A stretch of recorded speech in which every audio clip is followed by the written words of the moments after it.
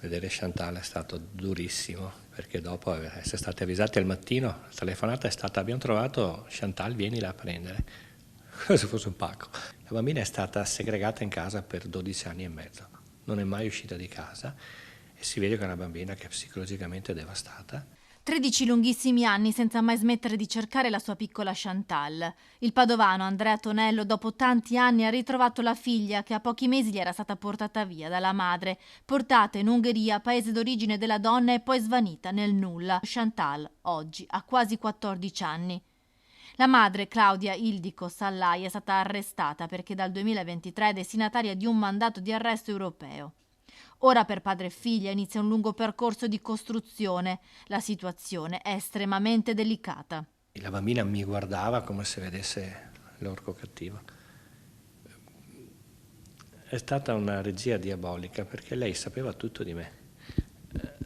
Chantal sa che sono Andrea Tonello, che è una bambina, sa anche la razza del cane che ho qui a Padova, dei cani, nel senso che la madre le ha dato accesso in sua presenza a Facebook, spiegandole però con la sua chiave di lettura che io sono l'orco cattivo che le impedisce di avere una vita regolare, di poter uscire, e questo si è perpetrato per 12 anni. La bambina non è mai uscita di casa, non si è mai mangiata un gelato, come ha avuto un amico.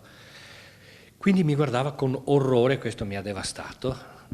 Per come mi guardava, mi ha devastato vederla in questo stato, perché la bambina sembrava un pulcino bagnato in un angolo, era così, voleva sparire. Andrea Tonello, insieme alla sua legale, è corso in Ungheria e ha incontrato la bambina durante 3 colloqui protetti. Ha portato a Chantal un cagnolino, dei libri e le ha fatto una tessera per potersi comprare per la prima volta dei vestiti.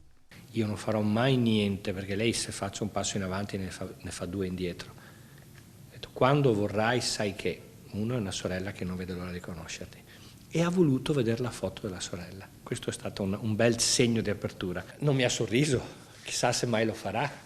Adesso dobbiamo pianificare tutto. Non è stata scolarizzata. Chantal non parla italiano, non ha ricordi del padre, o meglio ha solo i racconti distorti fatti dalla madre, che dal 2012, dopo una visita ai parenti in Ungheria, non è più tornata in Italia, facendo perdere le sue tracce.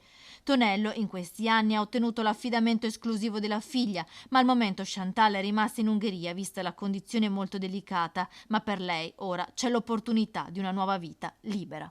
Lei ha bisogno di vivere serenamente e liberamente in questo contesto. La cosa migliore, l'unico che rischia sono io, che lei rientri sempre in quel circolo vizioso, però è una chance anche per la nonna. Cioè, adesso fermiamo tutto, la bambina può andare in piazza a mangiare un gelato, che per lei è un segno di libertà. È monitorata, la vedrò penso ogni settimana, 10 giorni, adesso vedrò di far la spola su e giù in aereo, in macchina. Ma la bambina ha diritto di vivere per la prima volta liberamente. Questo è.